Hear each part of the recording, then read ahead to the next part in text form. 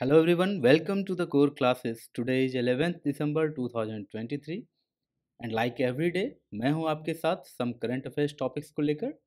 These topics are important for UPSC as well as other examinations, various examinations. Okay.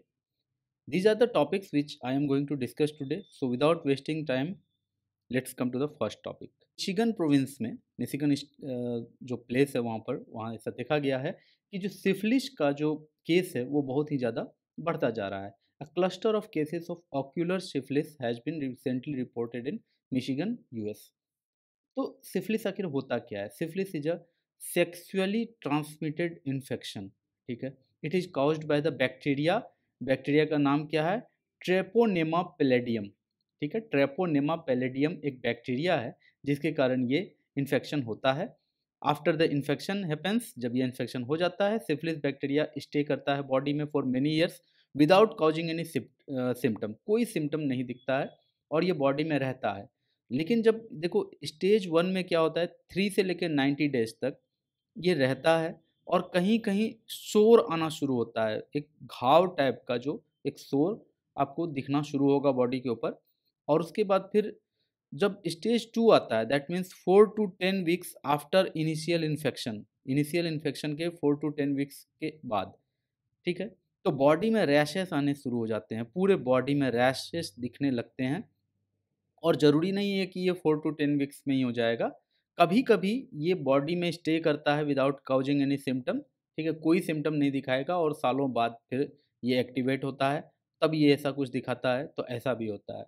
लेकिन अगर body में ये आया है और रेगुलरली दिखाते जा रहा है अपना पूरा इफेक्ट, तो फिर क्या होगा, स्टेज 1 में 3 से 90 डेज में इस तरह के सौर दिखने शुरू होंगे. उसके बाद फिर क्या होगा, तो पूरे बॉडी में रैशेस आने शुरू हो जाएंगे. And the stage 3 is very fatal. यहाँ स्टेज 3 में क्या होता है, 3 to 15 years after initial infection, 3 से 15 सालों के बाद, इनिशियल इन्फेक्शन के बाद ऐसा होता है कि internal organs like liver, heart, ये सब डैमेज होना शुरू हो जाता है सिफिलिस के कारण. तो ये सारी बातें हैं, इन्हें यहाँ पर आपको नोट करके भी दिया गया है. आप चाहें तो इसे नोट्स बना सकते हैं. फर्स्ट स्टेज क्या है, 1 और मोर सोर. सोर यानी कि घाव डेवलप कर जाएगा. ऑन द जेनाइटल्स हो सकता है, रेक्टम पर हो सकता है, माउथ, और ऑफन पेनलेस. ये जो होता है घाव, इसमें पेन नहीं होता है. During the second stage people में गेट अ रैश, जो कहा मैंने आपको, बॉडी पर रैशेज होना शुरू हो जाते हैं. And experience flu like symptoms such as fatigue, fever, sore throat and muscle aches. ठीक है. After the second stage the symptoms of syphilis are hidden, latent stage. Without treatment syphilis can damage the heart, brain और other organs. तो ये सारी बातें मैंने बताई. अब ये तुरंत आपको पिक्चर के द्वारा यहाँ नोट्स में आपको मिल जा रहा है. ट्रीटमेंट की बात करें अगर, तो ये क्यूरेबल होता है क्विक डायग्नोसिस के बाद. अगर मान लीजिए कि फर्स्ट या सेकेंड स्टेज में भी ये डायग्नोस हो गया तो फिर ये क्यूरेबल है. अदरवाइज थर्ड स्टेज में तो क्यूर करना बहुत मुश्किल हो जाता है, बिकॉज तब तक में इंटरनल ऑर्गन इसमें डैमेज होने लगते हैं. और राइट एंटीबायोटिक्स के द्वारा ये ठीक होंगे. सिफिलिस अगर फर्स्ट स्टेज या सेकेंड स्टेज में पकड़ा भी जाए, डायग्नोस भी हो जाए, तो इसमें एंटीबायोटिक्स के द्वारा ये ठीक होता है. और देखो, ये अनसेफ जो सेक्सुअल इंटरकोर्स होता है उसके द्वारा ये फैलता है. ठीक है, एक तो ये तरीका होता है इसके फैलने का. दूसरा होता है क्या कि direct contact with this source. अगर एक व्यक्ति के पास कहीं बॉडी में कट है, उसका ब्लड कहीं से भी अगर आ रहा है, या फिर किसी और तरह का रैश है, लेकिन दूसरे के शोर के पास जाकर के अगर टच हो गया, कांटेक्ट में आ गया वो, तो फिर ये सिफिलिस वहाँ पर ट्रांसमिट कर जाएगा एक बॉडी से दूसरे बॉडी में. It can also be passed by a baby during pregnancy. Passed to a baby during pregnancy. Pregnancy के दौरान एक माता से उसके बच्चे को भी ये जा सकता है. चाइल्ड बर्थ के दौरान भी ये जा सकता है. ब्रेस्ट फीडिंग के दौरान भी ये जा सकता है. Syphilis develops in stages. The symptoms vary with each stage and is often painless. तो हर स्टेज में अपना सिम्टम इसका अलग अलग है और हर बार ये पेनलेस ही रहता है, लेकिन लास्ट स्टेज में तो खैर ये इंटरनल ऑर्गन्स को ही डैमेज कर देता है. सो this was the first topic. Banni grassland. Gujarat government ने हाल ही में ये कहा है कि सेंट्रल गवर्नमेंट ने बन्नी एरिया जो है, बन्नी प्लेन या बन्नी ग्रासलैंड इसको कह सकते हैं, यहाँ पर चीता ब्रीडिंग एंड कंजर्वेशन सेंटर बनने के लिए मंजूरी दे दी है. तो थोड़ा सा रिवाइज कर लेते हैं अगर, तो 17 सितंबर 2022 को थोड़ा सा याद करो। तो इस दिन क्या हुआ था, तो नामीबिया जो एक अफ्रीकन कंट्री है, वहाँ से 8 चीता इंडिया लाए गए थे, इंडिया में इंट्रोड्यूस किए गए थे। क्यों इंट्रोड्यूस किए गए थे? क्योंकि 70 ईयर्स बैक अगर हम जाएं, तो 70 ईयर्स बिफोर ये इंडिया में एक्सटिंक्ट हो चुका है, यानी कि अब भारत में ये प्रजाति का जीव नहीं पाया जाता है। और ये जो लाया गया है ना, ये अफ्रीकन चीता हैं। तो थोड़ा तो डिफरेंस है, लेकिन जो जो भी जूलॉजिस्ट थे, जो इस फील्ड में अपना एक्सपर्टाइज रखते थे, उन्होंने इंडिया के कूनो नेशनल पार्क, जो मध्य प्रदेश का कूनो नेशनल पार्क है, उसको देखकर ऐसा बोला, ऐसा कहा कि हाँ, यहाँ पर रहा जा सकता है, यहाँ चीता रह सकते हैं। सो इन दैट केस ये यहाँ लाए गए। लेकिन लाने के बाद मई 2023 तक की ही बात करें अगर, तो इसमें से 3 चीता डेड पाए गए, और जो 4 कब्स हुए थे, 4 बच्चे जो उनके हुए थे रिसेंटली आने के 2 महीने के बाद, उनकी भी डेथ हो जाती है। दैट्स वाई ये बहुत ही अपने आप में दुखद बात हो जाती है। तो इंडिया, जो यहाँ पर इन्वायरमेंट के जो भी रिस्पॉन्सिबल लोग हैं, उनको ये लगता है, और ये सही भी है, कि एक इनका ब्रीडिंग और कंजर्वेशन सेंटर तो होना ही चाहिए। That's why Banni plan is set to become a cheetah breeding and conservation centre. So that's why ये बनी प्लान चुना गया है। ये क्यों चुना गया है, तो उसके बारे में भी जान लो। बिकॉज ये जो है अपने आप में इंडियन सब कॉन्टिनेंट का, ठीक है, भारतीय उपमहाद्वीप का लार्जेस्ट ग्रासलैंड है, ठीक है, जिसका जो कि पूरा 2500 स्क्वायर किलोमीटर में फैला हुआ है। It is located along the northern border of Kutch district in the Gujarat state. फिर से मैप में देख लेते हैं अगर, गुजरात के नदर्न बॉर्डर में रन ऑफ कच्छ है, और उसके साउथ में बनी प्लेन ही है। और ये बनी प्लेन प्लेन कैसे बन पाया है, तो इसमें बहुत बड़ा रोल आया है डैमिंग ऑफ रिवर्स का, और साथ साथ प्रोसोपिस जूलीफ्लोरा एक ट्री है जो कि बहुत ही इन्वेजिव है, उसके कारण भी इसमें बहुत ज़्यादा यहाँ पर ग्रीनरी जो आया है, उस ग्रीनरी के आने में इस ट्री का बहुत बड़ा रोल है। इसके अलावा यहाँ पर करीब 22 एथनिक ग्रुप्स ऐसे रहते हैं जो कि वास्तविक रूप में पेस्टोरलिस्ट्स हैं, चरवाहे समुदाय के हैं ये लोग। तो इन लोगों के द्वारा यहाँ पर लाइव स्टॉक को रेज किया जाता है, जिसके कारण कि ठीक ठाक डेंसिटी में लाइव स्टॉक होता है, तो ठीक ठाक वहाँ पर एक ग्रासलैंड भी डेवलप हो पाया है। Spreads across 48 settlements in 19 panchayat, ये एथनिक ग्रुप्स की बात हो रही है। Home to great biological diversity, पहले से ही यहाँ पर एक ग्रेट बायोलॉजिकल डाइवर्सिटी है, having 37 grass species, 275 bird species, domesticated animals like buffalo, sheep, goat, horses, camels, as well as wildlife. The Kutch Desert Wildlife Sanctuary, which spans over an area of 380 square kilometer, and the recently notified 227 square kilometer Chhari Dhand conservation reserve are part of Banni grassland. तो ये सब Banni grassland में ही है, Kutch desert wild life sanctuary. Flora की बात करें तो vegetation here mainly compromises prosopis juliflora, जो कि अभी बात हो चुकी है इसके बारे में, क्रेस्सा क्रिटिका, साइपेरस एस्प एंड सोपोरोबोलस। तो इस तरह से यहाँ पर फ्लोरा है। फौना की बात करें तो it is home to mammals such as nilgai, chinkara, blackbuck, wild boar, golden jackal, Indian hare. तो ये सारी चीज़ें हैं, उम्मीद है आपको ये समझ में आ रहा होगा। ओके। रिसेंटली जापान के नागोया यूनिवर्सिटी में एक रिसर्च में पता चला है कि इलेक्ट्रिक ईल्स जो होते हैं, ठीक है, ईल्स, जिसे हिंदी में सर्प मीन भी कहा जाता है, हालांकि ये सांप होते नहीं हैं, स्नेक होते नहीं हैं, लेकिन दिखने में स्नेक जैसे लगते हैं, ये एक्चुअली फिश होते हैं, ठीक है। तो जापान में इलेक्ट्रिक ईल्स में यह पाया गया है कि they can release enough electricity to genetically modify small fish larvae. तो लार्वे आप सबको पता होना चाहिए कि जो वाटर में बहुत ही एकदम छोटा माइक्रो माइक्रो फिश जो होते हैं, दैट इज लार्वे। तो ऐसा यूनिवर्सिटी के रिसर्च में पाया गया कि ये जो ईल है, ये कुछ इलेक्ट्रिक करंट प्रोड्यूस करते हैं, और उस इलेक्ट्रिक करंट से लार्वे का जेनेटिक मॉडिफाई हो सकता है, जेनेटिकली वो मॉडिफिकेशन उसमें देखा जा सकता है। The scientific name of the species is electrophorus electricus, ठीक है। इस इलेक्ट्रिक ईल का साइंटिफिक नेम क्या है? Electrophorus electricus, which is a fish that only lives in fresh water areas. ये सी में नहीं रहते हैं, ये सिर्फ फ्रेश वाटर एरिया में रहते हैं। They can release up to 860 volts ठीक है? बहुत ही कम सेकंड्स के लिए होता है, माइक्रो सेकंड्स के लिए होता है, मिली सेकंड्स के लिए होता है, लेकिन ये 860 वोल्ट्स तक का झटका प्रोड्यूस कर सकते हैं, which is enough to run a machine. एक मशीन की भी बात करें तो हमारा जो नॉर्मल मशीन है, इवन जो वाटर पंप होता है, जो टंकी में पानी चढ़ाया जाता है जिसके द्वारा, ठीक है? तो वो भी मुश्किल से 240 वोल्ट का होता है, तो यहाँ तो ये 860 वोल्ट का एनर्जी प्रोड्यूस कर रहा है। दे emit a weak electric signal. और ये क्यों प्रोड्यूस करते हैं इलेक्ट्रिक वोल्ट, या फिर ये जो इलेक्ट्रिसिटी प्रोड्यूस करते हैं, क्यों करते हैं? तो ये इलेक्ट्रिक सिग्नल की तरह उसका यूज करते हैं, जिससे कि वो लोग एक दूसरे के साथ रडार के तरह नेविगेट कर पाते हैं। इन इलेक्ट्रिक सिग्नल से वो लोग आपस में एक दूसरे से नेविगेशन करते हैं, बातचीत जो भी हो वो कर पाते हैं। फाइंड अ मेट, ठीक है, अपना मेट ढूंढते हैं इन्हीं इलेक्ट्रिक सिग्नल के द्वारा। टू फाइंड अ प्रे, और कभी कभी अपने शिकार भी खोजने के लिए ये इन्हीं सिग्नल का यूज करते हैं। और ये सिग्नल के यूज करके उन्हें पता तो चल ही जाता है कि शिकार कहाँ है। साथ साथ जब वो शिकार सामने आता है तो ये सिग्नल देकर उसे थोड़ी देर के लिए स्टन कर देता है, और फिर उसके बाद उसे खा जाता है। तो ये इसका अपना तरीका है, इसी तरह से नेचर ने इसे बनाया है, यही इसको करना है। कंजर्वेशन स्टेटस इसकी क्या है? लीस्ट कंसर्न है, ठीक है। What is electroporation?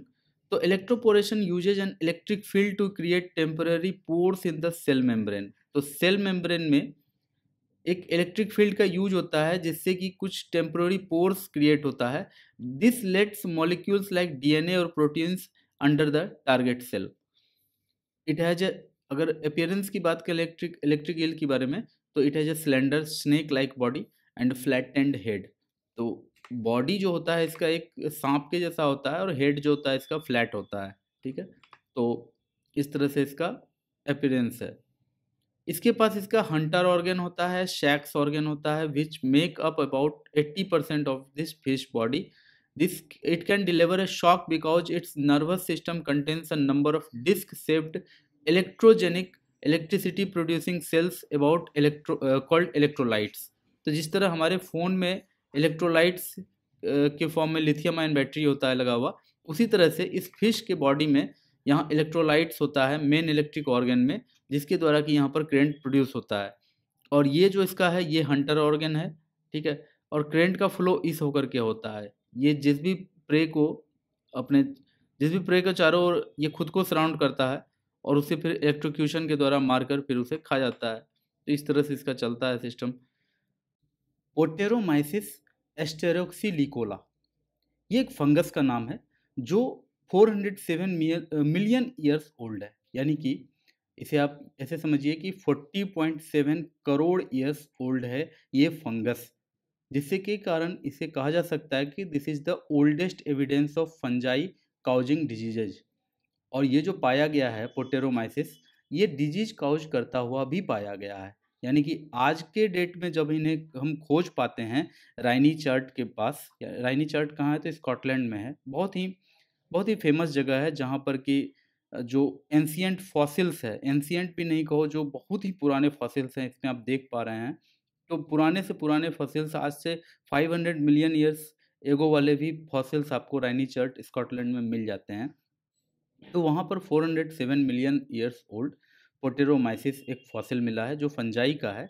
और ये एक एंशियंट प्लांट एस्टोरक्सिलोन मैक्केई को इन्फेक्ट करता हुआ पाया गया था। यानी कि ऐसा फॉसिल मिला है जिसमें कि ये प्लांट का भी फॉसिल है और इस फंगस का भी फॉसिल है, जिससे कि ये पता चलता है इस तरह से ये पाया गया है कि ये पता चल रहा है कि ये जो प्लांट है एस्टेरोक्सिलोन और मैक्की, ये इन्फेक्टेड हो गया था पोटेरोमाइसिस एस्टेरोक्सिलिकोला से। आई होप ये एस्टेरोक्सिलिकोला इसका नाम में आया है इस पोटेरोमाइसिस के बाद। तो क्यों आया है आपको समझ में आ गया होगा, बिकॉज इस प्लांट को ये इफेक्ट कर रहा था। शो केसिंग अ प्रीडेटर प्रे इंटरेक्शन। तो ऐसा लग रहा था जैसे ये प्लांट जो है ये प्रे है, और जो जो पोटेरोमाइसिस है ये प्रीडेटर है। The unique reproductive structure of poteromyces known as कोनिडियोफोर्स।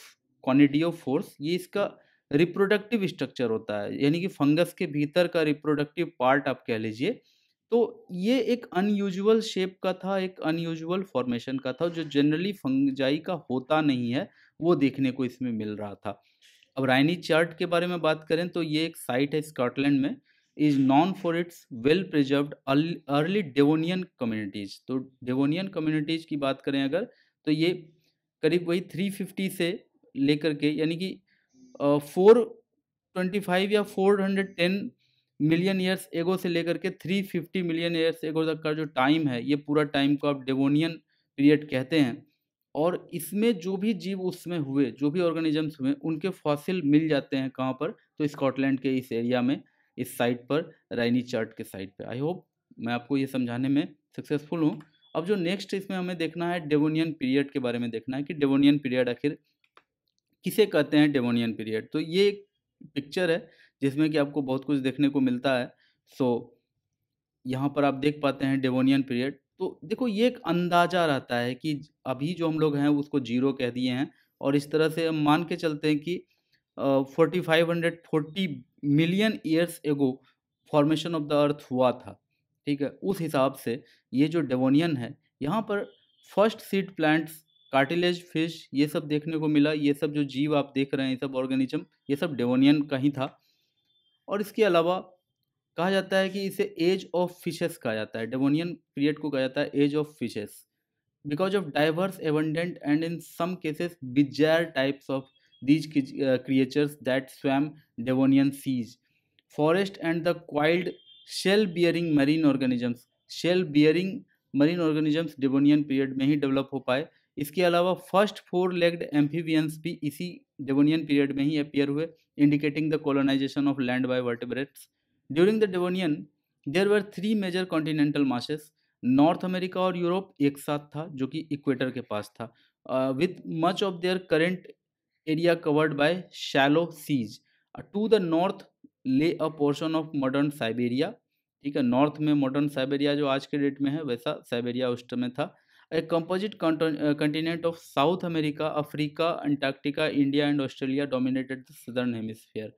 तो कुल मिला के जो हम लोग पढ़ते हैं कि एक तरफ लॉरेशिया था और नीचे में एक तरफ गोंडवाना लैंड था, तो उस तरह से यहाँ पर आपको समझ में आ जाना चाहिए, आप उससे कनेक्ट करके समझ सकते हैं। ओके, एक रिसेंट स्टडी में यह पाया गया है, the rising global temperature could lead to an increase in the nesting range of green turtles in the Mediterranean sea. देखो, जैसे जैसे टेम्परेचर राइज करेगा, ग्लोबल टेम्परेचर राइज करेगा, वैसे तो मेडिटरेनियन सी जो है वो इक्वेटर से काफ़ी नॉर्थ के डायरेक्शन में है। लेकिन अगर ग्लोबल टेम्परेचर बढ़ता है तो इस ग्रीन टर्टल की जो नंबर ऑफ ग्रीन टर्टल्स हैं मेडिटरेनियन सी में, वो भी बढ़ेगा। क्यों बढ़ेगा? क्योंकि ये थोड़ा सा वार्म सिचुएशन में ये रहना पसंद करता है। द ग्रीन टर्टल, जिसका कि साइंटिफिक नेम है chelonia mydas, is one of the largest sea turtles, only herbivore among different species. ये इसकी यूनिकनेस है कि ये हार्बीवोर है। ये खाता क्या है? तो ये सी बेड में जो सी ग्रासेस होते हैं, एल्गी होते हैं, सिर्फ उन्हें ही ये खा करके ज़िंदा रहता है। और इसके खाने के कारण सी ग्रास बेड्स और ज़्यादा रिप्रोडक्टिव हो जाता है, मोर प्रोडक्टिव हो जाता है। ठीक है, तो इसके खाने से क्या होता है कि वो थोड़ा फ्रेश होता रहता है। In the Pacific ocean, in the eastern Pacific, group of green turtles that have darker shells, लोग इन्हें ब्लैक टर्टल भी कहते हैं। कुछ ऐसे ग्रीन टर्टल हैं जिनका कि ये जो शेल है वो डार्क है, ब्लैक है, तो उन्हें ब्लैक टर्टल्स भी कहा जाता है। याद रहे कि इसका शेल ग्रीन नहीं होता है। ठीक है, इसका शेल ग्रीन नहीं होता है, इसके कार्टिलेज और फैट्स जो होते हैं ना, वो ग्रीन होते हैं, जिसके कारण इसका नाम ग्रीन टर्टल है। आई होप यहाँ तक बात समझ में आ रही है। कंजर्वेशन स्टेटस की बात करें तो ये IUCN में बात करें तो इंडेंजर्ड है। साइट्स में ये अपेंडिक्स 1 में रखा गया है। हैबिटेट लॉस इसका हो रहा है, माइग्रेशन बहुत दूर दूर तक करना पड़ता है इन्हें, migrate long distance between feeding grounds and the beaches from where they hatched. ठीक है, इलीगल ट्रेड भी इसका बहुत ज़्यादा होता है। और they are potentially particularly susceptible as the sex of their offspring is dependent on incubation temperature. अब आइए मेडिटेरेनियन सी की बात करें अगर, तो मैप में आपको दिख ही रहा होगा, ये है मेडिटेरेनियन सी, और चारों तरफ से इसे कौन कौन कंट्री घेरे हुए हैं, चलिए एक नज़र देख लेते हैं। तो अभी तो बहुत ही मामला गरमाया हुआ है। इजराइल, ठीक है, Lebanon, Syria, Turkey, Greece, okay, and then Albania, Montenegro, Bosnia Herzegovina, Croatia, Slovenia, ठीक है, स्लोवेनिया का भी कुछ पार्ट तो टच हो ही रहा है। Italy, Spain, France, Morocco, Algeria, Tunisia, Libya, Egypt. Okay, कुछ छूट गया हो तो आई एम सॉरी। अब देखो यहाँ की फैक्ट्स अबाउट द मेडिटरेनियन सी, तो यहाँ कुछ पॉइंट्स आपको दिया गया है। और नेरो स्टेट ऑफ जिब्राल्टर कहाँ है, तो ये यहाँ पर स्टेट ऑफ जिब्राल्टर है, जिससे कि ये अटलांटिक ओशियन से कनेक्ट होता है। ये मेडिटरेनियन सी ये बहुत ही नैरो है, और इस स्टेट का नाम है जिब्राल्टर स्टेट। और ये ब्लैक सी को कनेक्ट करता है ये मेडिटरेनियन सी से, ये डार्डेनेल स्ट्रेट। ओके, इसके अलावा अगर बात करें तो मेडिटरेनियन सी जो है ये रेड सी से भी कनेक्टेड है। यहाँ स्वेज कनाल है, उसके थ्रू, स्वेज कनाल आर्टिफिशियल है, मानव मैन मेड है, लेकिन उसके थ्रू ये रेड सी से कनेक्टेड है मेडिटरेनियन सी। इसके अलावा बात करें अगर टेम्परेचर की, क्लाइमेट की, तो ये सब ट्रॉपिकल क्लाइमेट रहता है यहाँ पर, जिसे कि मेडिटरेनियन क्लाइमेट भी कहा जाता है। Usually mild wet winters and hot dry summers यहाँ पर मिलते हैं देखने को। Mediterranean sea waters are more saline compare to the water of Atlantic. जाहिर सी बात है ये चारों तरफ से बंद ज़्यादा है, इसलिए यहाँ पर सलाइनिटी ज़्यादा है, लेकिन वाटर वाइस वर्सा चलते रहते हैं, Atlantic to Mediterranean and Mediterranean to Atlantic. ये वाटर का फ्लो यहाँ पर होता रहता है स्टेट ऑफ जिब्राल्टर होते हुए। So this was the topic. Dear viewers, अगर हम इंडिविजुअल स्केल पर बिजली को बचाएं, जैसे कि हमारे घर में छोटे छोटे बच्चे होते हैं, अगर उनमें ये थोड़ा सा अवेयरनेस हो कि घर से निकलते समय सारे के सारे स्विच ऑफ रहना चाहिए, या फिर और भी अवेयरनेस रहे, जैसे कि अगर वो ये नोटिस कर पाएँ कि रेड लाइट पर इंजन ऑन है, उसे ऑफ कर दिया जाना चाहिए। तो अगर माइक्रो लेवल पर इस तरह से काम हो, तो बहुत ज़्यादा कंबशन कम हो सकता है, और जिससे कि क्या होगा कि क्लाइमेट चेंज में बहुत ही ज़्यादा जो एक कंट्रीब्यूशन दिया जा सकता है यंग लोगों के द्वारा, यूथ लोगों के द्वारा। और यही फोकस करते हुए इसी इनिशिएटिव को लेकर के एक ग्रीन राइजिंग इनिशिएटिव को अनवील किया गया है कोप 28 दुबई में।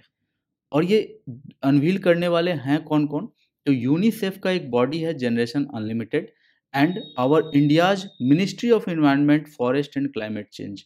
तो ये दो एंटिटीज ने मिलकर इस ग्रीन राइजिंग इनिशिएटिव को अनवील किया है कोप 28 दुबई में। The Global Green Rising Initiative and the Green Rising India Alliance marks a collaborative effort involving UNICEF, Generation Unlimited, and a diverse network of public, private, and youth partners. तो ये बहुत ही important news हो जाता है, because यहाँ पर दो बॉडी इंपॉर्टेंट हो जाते हैं। यूनिसेफ अपने आप में बहुत इंपॉर्टेंट है, and as well as ministry of environment, forest and climate change, ये भी अपने आप में बहुत इंपॉर्टेंट है। इन दोनों ने मिलकर ग्रीन राइजिंग इनिशिएटिव लाया है। आपको ये बिल्कुल याद रहना चाहिए, एग्जाम में क्वेश्चन बन सकता है। अगर बात करें यूनिसेफ की, तो यूनिसेफ का फुल फॉर्म है United Nations children fund. Originally founded as the United Nations international children's emergency fund. देखो 11 दिसंबर 1946 को इसकी स्थापना हुई थी, और इसकी स्थापना सिर्फ इसलिए हुई थी कि जो वर्ल्ड वार 2 में बहुत सारे बच्चे और उनकी माएँ, जिनको कि हेल्थ केयर की, फूड की, यानी कि इमरजेंसी केयर की ज़रूरत थी, उनको ये केयर पहुंच जाए, बस इसी गोल के साथ इसकी स्थापना हुई थी यूनिसेफ की, जो कि आज तक सक्सेसफुली रन कर रहा है। लीडिंग सोर्स है इन्फॉर्मेशन का on the situation of children around the world, relies entirely on contributions from government and private donors. इसके एग्जीक्यूटिव बोर्ड में 36 मेंबर स्टेट्स हैं, elected to 3 years terms by the economic and social council. UNO का ही एक बहुत ही important body है economic and social council, with the following regional allocation: Africa 8 seat, Asia 7, Eastern Europe 4, Latin America and Caribbean 5, western Europe and others 12। Headquarters कहाँ है इसका, तो न्यूयॉर्क सिटी में है। ये स्नैपशॉट आपको मिला है यूनिसेफ का। आई होप कि मैंने आपको समझाया, लगभग एक जो ओवरव्यू देना चाहिए मैंने आपको दे दिया है। इसके अलावा ये पीडीएफ आप डिस्क्रिप्शन में जाकर के डाउनलोड करके रख सकते हैं, पढ़ सकते हैं। एक और यहाँ इंपॉर्टेंट बात आता है, युवा कैंपेन जो है इंडिया का, इसका भी फोकस है to engaging youth to drive impactful environmental actions at the grass root levels. ठीक है, तो ग्रास रूट लेवल पर ये सब चीज़ किया जा सके। देखो अगर यूथ अपने आप में अगर इसकी जिम्मेदारी उठा लेता है कि वो कहीं भी एक्सेसिव इमिशन होने नहीं देंगे, एक्सेसिव इमिशन को वो रोकेंगे, तो फिर उन्हें कोई नहीं रोक सकता। फिर तो क्लाइमेट चेंज का जो प्रॉब्लम है वो कुछ हद तक ठीक हो जाएगा। फॉर एग्ज़ाम्पल कि अगर कहीं पर रूल का वायलेशन हो रहा है, किसी फैक्ट्री में अगर जो भी स्मोक निकल रहा है, वो स्मोक अगर रूल का वायलेशन दिख रहा है उसमें, तो जो यूथ हैं, जो कि अलग-अलग अपना एनजीओ बना कर के चलते हैं या फिर अलग-अलग एक्टिविस्ट हैं, वो चाहें तो इसके खिलाफ एक्शन ले सकते हैं, ठीक है? आरटीआई ही लगा सकते हैं ऑफ़िस में जाकर, ठीक है? तो बहुत कुछ हो सकता है, अगर यूथ इसमें आगे आ जाएँ तो बहुत कुछ हो सकता है और वही करने का यहाँ पर लक्ष्य है और इसीलिए ग्रीन राइजिंग इनिशिएटिव लाया गया है। आई होप ये टॉपिक पूरा-पूरा समझ में आपको आ गया है। Technology development fund scheme, that means TDF scheme. Recently जो डिफेंस मिनिस्टर हैं, जिन्हें अब यूनियन राज्य रक्षा मंत्री भी कहा जाता है, रक्षा राज्य मंत्री भी उन्हें कहा जाता है, उन्होंने लोकसभा में ये इन्फॉर्मेशन दिया कि अब तक में टीडीएफ स्कीम के अंडर 16 डिफेंस टेक्नोलॉजीज को कंट्री के लिए एक्वायर किया गया है। It is a flagship programme. अगर टीडीएफ की बात करें, TDF scheme, it is a flagship programme of ministry of defence executed by DRDO under the make in India initiative. Main objective क्या है इसका? तो देखो, ये ग्रांट इन एड प्रोवाइड करता है इंडियन इंडस्ट्रीज को, स्पेशली एमएसएमईज को, स्टार्टअप्स को, एज वेल एज एकेडमिक और साइंटिफिक इंस्टीट्यूशंस को भी मौका देता है कि वो इंडियन इंडस्ट्रीज के साथ काम कर सके for the development of defence and dual use technologies, जिसके द्वारा डिफेंस और डुअल यूज टेक्नोलॉजी भी डेवलप किया जा सके। तो इसके लिए ये ग्रांट इन एड प्रोवाइड करता है। ये जो पूरा स्कीम है इसके बारे में बात हो रही है। इस स्कीम के तहत डीआरडीओ इन्हें ग्रांट प्रोवाइड करता है और उस ग्रांट के द्वारा वो क्या कर सकते हैं, तो वो कुछ ऐसा बना सकते हैं जो अभी नहीं है, जो कि न्यू है। To engage with the private industries, specially MSMEs and startups, to bring in the culture of design and development of military technology and support them with grant in aid. तो उनका काम क्या होगा? आखिर क्या करने पर ग्रांट इन एड मिलेगा? अगर कोई स्टार्टअप है या फिर एमएसएमई है जो रिसर्च कर रहा है, डिज़ाइन कर रहा है, डेवलपमेंट कर रहा है निशे टेक्नोलॉजी का, जो कि अब तक में एकदम न्यू है मिलिट्री के दुनिया में या मिलिट्री के लिए बिल्कुल न्यू टेक्नोलॉजी है, तो उस केस में जो डीआरडीओ है वो टीडीएफ स्कीम के अंतर्गत उसे ग्रांट इन एड प्रोवाइड करेगा। इसका एक लक्ष्य है to create a bridge amongst the armed forces, research organisations, academia and qualifying certifying agencies with private sector entities to support the futuristic technologies having a proof of concept and converting them into prototype. Funding support भी ये provide करता है, जिसके बारे में अब तक बात हो चुकी है हमारी। ये करीब up to 10 crore Indian rupees provide करता है प्रोजेक्ट कोस्ट को, ठीक है? प्रोजेक्ट कोस्ट अगर 10 करोड़ रुपीज़ तक का भी है, तो भी ये उसे फंड करता है, जहाँ maximum 90% fund total project cost का भी ये प्रोवाइड कर देता है। इंडस्ट्री में work in collaboration with academia or research institutions. The work involvement of academia cannot exceed 40% of the total project cost. ये तो ऑब्वियस सी बात है कि जो भी वर्क होगा उसमें एकेडमिया का जो अपना परसेंटेज है, इन्वॉल्वमेंट है, वो 40% के अंदर ही रहना होगा in in terms of cost. Cost के टर्म्स में उसका जो वर्क है वो 40% से ऊपर नहीं जाना चाहिए। और ये मैक्सिमम डेवलपमेंट पीरियड कितने साल का होता है? तो 2 साल का होता है। तो ये था अपना टीडीएफ स्कीम, जो कि काम करता है मिनिस्ट्री ऑफ डिफेंस के डीआरडीओ के अंदर में और मेक इन इंडिया इनिशिएटिव के अंदर में। Council for Indian school certificate examination. देखो, आईसीएसई बोर्ड के बारे में सब लोग जानते हैं। तो आईसीएसई बोर्ड को जो रेगुलेट करता है, that is council for the Indian school certificate examination. तो न्यूज क्या है? न्यूज ये है कि CISCE यानी कि council for the Indian school certificate examinations ने compartment test for class 12th को कैंसिल कर दिया गया है, जो 2024 में होने जा रहा था, ठीक है? तो 2024 में 12th का एग्ज़ाम होगा और उसके बाद जो कंपार्टमेंट टेस्ट हुआ करते थे, जो फेल्ड कैंडिडेट हैं उनको पास आउट कराने के लिए, उसे कैंसिल कर दिया गया है। सो ये न्यूज़ है, लेकिन हमारे लिए ये थोड़ा-सा जान लेना अच्छा होगा कि CISCE क्या है। तो ये एक privately held national level board है of school education in India that supervises and controls the Indian certificate of secondary education. ICSE को ये सुपरवाइज करता है, कंट्रोल करता है, ये CISCE। It has been designed to deliver an examination in the course of general education through the medium of English in accordance with the recommendations of the new education policy 1986। अब तो 2020 के according इन्हें करना पड़ेगा, लेकिन अभी तक 1986 के ही अकॉर्डिंग चल रहा है सब कुछ। कैश फॉर किडनी स्कैम, एक बहुत ही फेमस हॉस्पिटल है Indraprastha Apollo hospital. Apollo hospital India ही नहीं पूरे वर्ल्ड में फेमस है। उसके ऊपर एलिगेशन लगा था कि यहाँ पर कैश फॉर किडनी जैसा धंधा होता है, ठीक है। तो ये स्कैम का एक एलिगेशन इस हॉस्पिटल के ऊपर लगा था। इसके बाद national organ and tissue transplantation organisation NOTTO अपने हरकत में आती है और ordered an inquiry into allegations. तो यहाँ पर अब इंक्वायरी चलेगा इसके ऊपर। तो ये एक न्यूज़ है। हमें इससे रिलेटेड क्या जानना है? हमें जानना है कि ऑर्गन ट्रांसप्लांटेशन होता क्या है।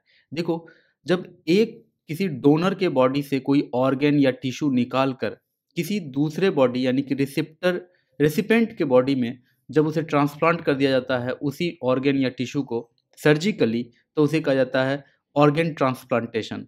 ये एक व्यक्ति से दूसरे व्यक्ति में भी होता है और एक व्यक्ति में ही सेम बॉडी में भी होता है। आपको अक्सर देखने को मिला होगा अपने आसपास कि किसी का हैंड का मसल में कुछ प्रॉब्लम आ गया, हाथ में बम फट गया था मेरे एक दोस्त का, तो हाथ का मांस ही उड़ गया था। तो क्या हुआ था कि उसका जो पूरा ट्रीटमेंट हुआ था तो उसके थाई से मांस निकाल कर उसके हाथों में लगाया गया था और बहुत लंबे समय तक ट्रीटमेंट चला था, देन ही रिकवर्ड। तो इस तरह से सेम बॉडी में भी ऑर्गन ट्रांसप्लांटेशन होता है। तो एक बात हमें जानना पड़ेगा यहाँ पर कि इंडिया में करीब हर साल 2 लाख लोगों को, करीब 1.8 लाख या फिर 2 लाख लोग कह लीजिए, उनको किडनी जैसे ऑर्गन की ज़रूरत पड़ती है, जिसमें से उनकी आपूर्ति, अगर सप्लाई की बात करें, डिमांड तो इतना है और सप्लाई की बात करें तो मात्र 60,000 ही सप्लाई हो पाता है ऑर्गन। तो जाहिर सी बात है डिमांड बहुत ज़्यादा है और सप्लाई बहुत कम है। तो यहाँ पर कुछ स्मगलिंग या फिर कुछ कैश फॉर किडनी जैसा एक बहुत ही भयावह जो टेरिफाइंग कुछ इंसिडेंट देखने को मिलता है।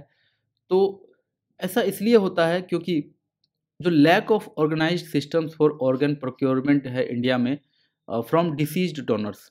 ऐसे डोनर होते हैं जो ऐसा लिख के चले जाते हैं कि मेरे मरने के बाद मेरे दोनों किडनी निकाल लिए जाएं, तो 24 आवर्स तक वो किडनी काम के होते हैं, कुछ के नहीं भी होते हैं। तो जिनके होते हैं उनको निकाल लिया जाता है। अगर जो इंस्टीट्यूशन है जहाँ पर उसने ऐसा लिख कर दिया है तो वहाँ इंस्टीट्यूशन से जाया जाता है, कुछ लोग जाते हैं और उसके डेड बॉडी से किडनी निकाल लिया जाता है। तो वैसा कोई ऑर्गेनाइज्ड सिस्टम अभी ठीक से इंडिया में बन नहीं पाया है। अगर बने और लोगों में भी अवेयरनेस हो, एटीट्यूड हो टुवर्ड्स ऑर्गन डोनेशन, ठीक है, तो फिर लोग इसको कर पाएँ। और इसके अलावा जो ऑर्गन है उसको प्रिजर्व करने में, उसके ट्रांसप्लांटेशन में हाई कॉस्ट आता है, इसलिए भी लोग डरते हैं, ठीक है। और तो ये सब इशू है इंडिया में ऑर्गन ट्रांसप्लांटेशन को लेकर के। प्राइमरी लेजिस्लेशन की बात करें तो transplantation of human organs act THOA 1994 के अंतर्गत ये ट्रांसप्लांटेशन का सारा काम इंडिया में किया जाता है।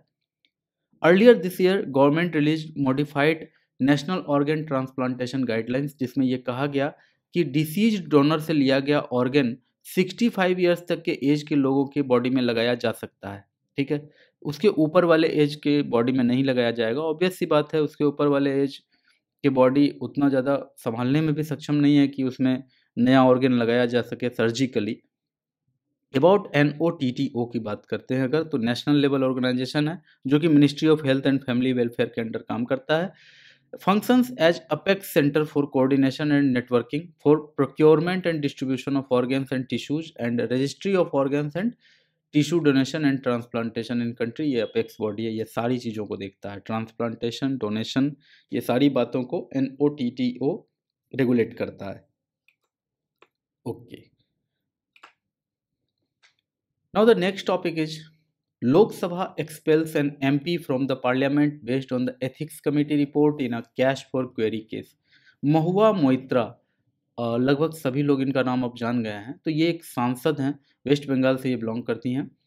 तो ये गिल्टी पाई गई हैं। एथिक्स कमेटी ने, लोकसभा एथिक्स कमेटी ने इन्हें गिल्टी पाया है। अनएथिकल कंडक्ट का इनके ऊपर आरोप लगा है, कंटेम्प्ट ऑफ द हाउस, ये दोनों मामलों में इन्हें गिल्टी पाया गया है और इन्हें MPs expulsion from the house भी रिकमेंड किया गया और ये आउट भी हो चुकी हैं। तो हमारे लिए यहाँ जानने की क्या बात है, तो एथिक्स कमेटी होता क्या है। तो एथिक्स कमेटी लोकसभा राज्यसभा दोनों में होता है। राज्यसभा में ये 1997 में कॉन्स्टिट्यूटेड किया गया था फर्स्ट टाइम, और लोकसभा में इसे 2000 ईस्वी में कॉन्स्टिट्यूट किया गया था। मेंबर्स की बात करें तो 15 मेंबर्स होते हैं from Lok Sabha, 10 from Rajya Sabha. Time period members hold office for a term not exceeding 1 year, hold office until a new committee is nominated. Rajya Sabha में क्या होता है, तो एक न्यू कमिटी जब तक नॉमिनेट नहीं होगा तब तक ये काम करेगा, और लोकसभा में 1 साल के लिए ये एथिक्स कमेटी काम करता है। और इसे नॉमिनेट कौन करते हैं, तो लोकसभा में स्पीकर नॉमिनेट करते हैं और राज्यसभा में वाइस प्रेसिडेंट यानी कि चेयरमैन इसे नॉमिनेट करते हैं। Process of removal of MP from ethics committee, तो क्या प्रोसेस होता है। सबसे पहले तो कंप्लेंट सबमिशन होता है, ठीक है। तो बाय द हाउस और अदर मेंबर्स ये कंप्लेंट फाइल कर सकते हैं। इस पर speaker can also refer to the committee any complaint against an MP.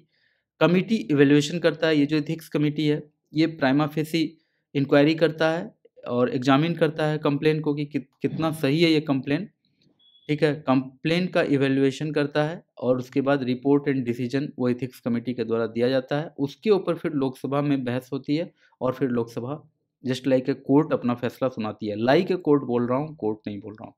The decision of the house can be challenged in the court, जो भी डिसीजन हाउस का आएगा उसे कोर्ट में चैलेंज किया जा सकता है। Article 101 gives only 3 grounds on which an MP's seat can be vacated: resignation, disqualification, continuous absence from the house for 60 days. Now the time is to say bye, but before going मैं आपसे कहना चाहता हूँ कि if you really enjoyed the session then please tap on the like button. Please comment, क्या आपको अच्छा लगता है, क्या आपको इस सेशन में बुरा लगता है, क्या कमी लगता है, वो प्लीज़ बताइए।